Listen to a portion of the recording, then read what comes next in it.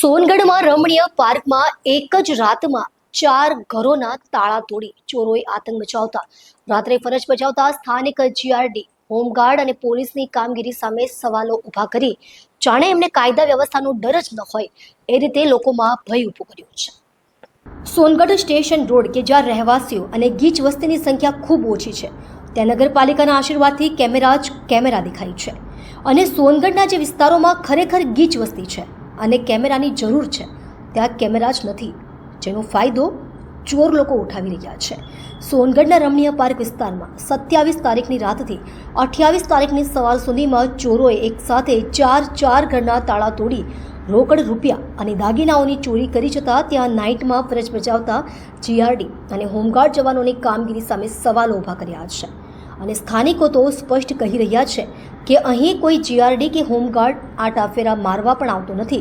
તેઓ ફક્ત આવીને 12 વાગ્યા સુધી કોઈ એક ઠેકાણે બેસી રહે છે અને 12 વાગે પછી ઊંઘી જાય છે।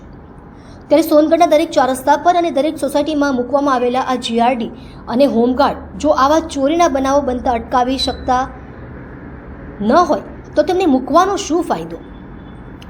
ગતરોજ થયેલી ચોરીની ઘટનામાં દુરશેંગભાઈ મોંધિયાભાઈ ગામિતના ઘરે કબાટ તોડી રૂપિયા 35,000 રોકડા, દિનેશભાઈ સોલંકીના ઘરના તાળા અને કબાટ તોડી ચોરી કરી ગયા હતા। આ પરિવાર હાલ લગ્ન પ્રસંગે બહારગામ છે, પરંતુ એમને ત્યાંથી 50,000 થી 52,000 રૂપિયા રોકડા ચોરી થયા હોવાની માહિતી મળી રહી છે। જ્યારે રાજેશભાઈ ગામિતના ઘરે પણ લોકો ચોરી કરી ગયા હતા, પરંતુ ત્યાંનો પણ ચોરીનો આંકડો બહાર નથી આવ્યો। એની સાથે જ મહેશભાઈ પટેલના ઘરે ઘરનું તાળું તોડી કબાટના દરવાજાના લોક તોડી રોકડ 5,000 અને સોનાના 2 પેન્ડલ અને ચાંદીના ઘરેણાની ચોરી થઈ છે। આ ચોરીના બનાવને કારણે સ્થાનિક રહેવાસીઓ અને અન્ય સોસાયટીના લોકોમાં પણ ભયનો માહોલ જોવા મળી રહ્યો હતો। ત્યારે સોનગઢ પોલીસ દ્વારા આવા ચોરોને તાત્કાલિક ધોરણે જેલના સળિયા પાછળ ધકેલી પ્રજાને ભયમુક્ત કરવામાં આવે તેવી લોક માંગ ઉઠવા પામી છે, કારણ કે હજી તો આ ઉનાળો છે કે જ્યારે લોકો બહાર 1 વાગ્યા સુધી જાગતા હોય છે, ત્યારે જો આવા હાલ છે તો શિયાળા અને ચોમાસામાં શું થશે તે મોટો સવાલ। ડૉક્ટર બિંદેશ્વરી શાહ, તાપી। પટેલ મહેશભાઈ મનસુખ। મહેશભાઈ, તમારે ત્યાં ચોરી થઈ છે? હા, ચોરી થઈ છે। કેટલા રૂપિયાનું શું નુકસાન થયું?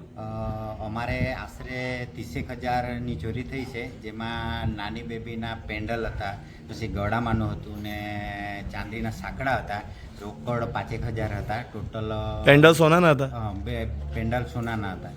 બરાબર છે। તો તમને ક્યારે ખબર પડી ચોરી થઈ છે? આજે મોર્નિંગમાં અમારા બાજુવાળા બેને વાળતા હતા, એમણે જોયું કે ટાડું તૂટેલું છે, એટલે અમને ફોન કર્યો।